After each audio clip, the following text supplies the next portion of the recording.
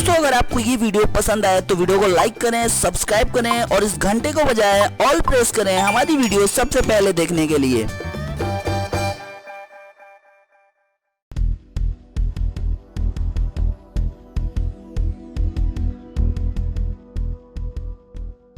Telecom sector की दिग्गज company Vodafone idea ने यूनिफाइड ब्रांड वीआई लॉन्च किया है। इसके साथ ही कंपनी ने रिलायंस जियो और भारती एयरटेल को साफ संदेश दे दिया है कि वह मैदान छोड़कर नहीं जा रही है और उनका मुकाबला करने के लिए वोडाफोन आइडिया पूरी तरह तैयार है। जियो की एंट्री के बाद वोडाफोन और आइडिया की स्थिति कमजोर हो गई थी और उन्होंने आपस में विलय का फैसला किया था। कंपनी के शीर्ष अधिकारियों ने सोमवार को बताया कि विलय की प्रक्रिया पूरी हो चुकी है और अब कंपनी को वीआई नाम से जाना जाएगा। विभिन्न स्टेक होल्डर्स के लिए इसके क्या मायने हैं, आइए जानने की कोशिश करते हैं। साथ ही इस वीडियो में हम ये भी जानने की कोशिश करेंगे कि क्या ये नई कंपनी वीआई जियो जैसा हलचल पैदा कर पाएगी। इंटीग्रेटेड बॉन्डिंग का सबसे बड़ा संदेश यही है कि वोडाफोन आइडिया प्रतिद्वंदी कंपनियों से मुकाबला करने को तैयार है। कंपनी ने कर्ज और इक्विटी के जरिए 25,000 करोड़ रुपए की पूंजी जुटाने की योजना बनाई है।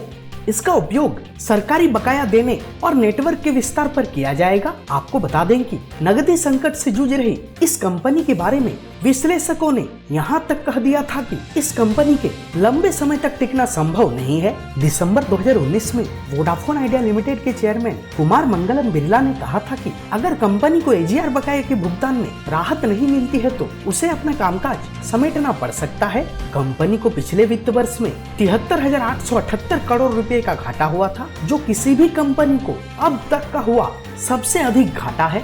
वीआईएल की parent company Aditya Birla group के चेयरमैन कुमार मंगलम बिरला ने कहा कि कंपनी ने 2 लोकप्रिय ब्रांड के साथ अपनी यात्रा शुरू की थी और आज यूनाइटेड ब्रांड की घोषणा के साथ ही हम इंटीग्रेशन के अंतिम चरण में पहुंच गए हैं। वोडाफोन और आइडिया दोनों ने नेटवर्क अनुभव, ग्रामीण कनेक्टिविटी, ग्राहक सेवा, उद्यम गतिशीलता समाधान और कई अन्य नए मानक स्थापित किए हैं। 90 के दशक के मध्य से ही वोडाफोन और आइडिया दोनों ने विभिन्न अवतारों में सेक्टर के विकास को गति दी है। वोडाफोन ग्रुप पीएलसी के सीईओ निक रीड ने कहा कि दोनों कंपनियों के एकीकरण की प्रक्रिया पूरी हो चुकी है और यह नई शुरुआत का समय है। हमारा मानना है कि यह वीआई को लॉन्च किए जाने का सबसे उपयुक्त समय है। वीआई को लॉन्च करने का मकसद लोगों और कारोबारियों को बेहतर नेटवर्क अनुभव उपलब्ध कराना है, साथ ही साथ बेहतर कस्टमर सर्विस और अग्रणी उत्पाद एवं सेवाएं पेश करना है।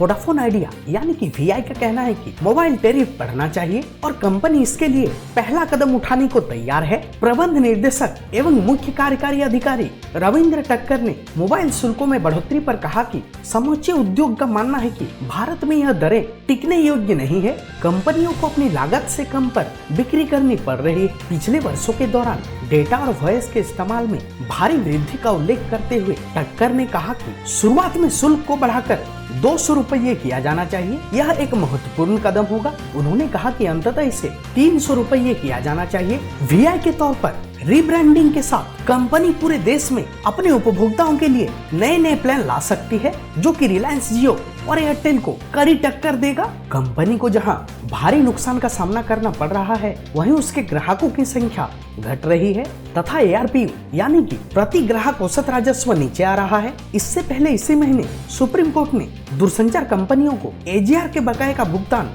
10 साल में करने की अनुमति दी है। वोडाफोन आइडिया का कहना है कि वह जल्द ही ऐसे प्लान लॉन्च करेगी जो एयरटेल और रिलायंस जियो को कड़ी टक्कर देगा।